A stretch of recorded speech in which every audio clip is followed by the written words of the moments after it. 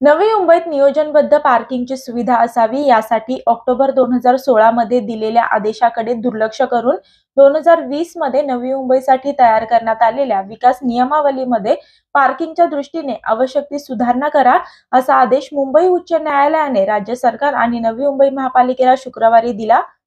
नवी मुंबईतील लोकसंख्येच्या अनुषंगाने पार्किंगच्या आवश्यक जागेबाबत महापालिकेच्या तज्ञ समितीने 4 महिन्यात अभ्यासपूर्ण अहवाल सादर करावा आणि त्यानंतर राज्य सरकार आणि नवी मुंबई महापालिकेने विकास नियमावलीत आवश्यक ती सुधारणा करण्यासाठी पावले उचलावीत।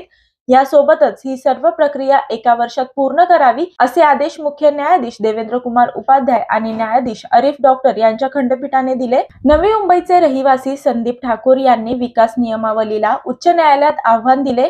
यापूर्वी उच्च न्यायालयाने त्यांच्या जनहित याचिकेवर 5 ऑक्टोबर 2016 मध्ये महापालिकेला प्रत्येक विकासकाला प्रत्येक फ्लॅट धारकासाठी 45 चौरस मीटरच्या बिल्डअप एरियाचे पार्किंग उपलब्ध करणे बंधनकारक करण्याचे आदेश दिले होते। यावेळी उच्च न्यायालयाकडून देण्यात आलेले आदेश आहेत की नवी मुंबई महापालिकेने पालिकेच्या हद्दीत पार्किंगच्या जागेची किती आवश्यकता आहे याबाबत अभ्यास करून 2020 च्या विकास नियमावलीत आवश्यक ते बदल करण्यासाठी शिफारस करावी आणि तसा अहवाल सादर करावा।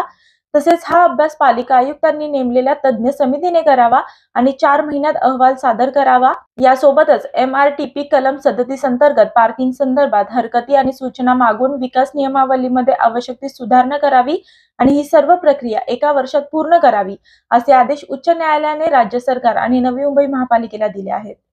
मी वर्षा काटेकर, योद्धा न्यूज, नवी मुंबई।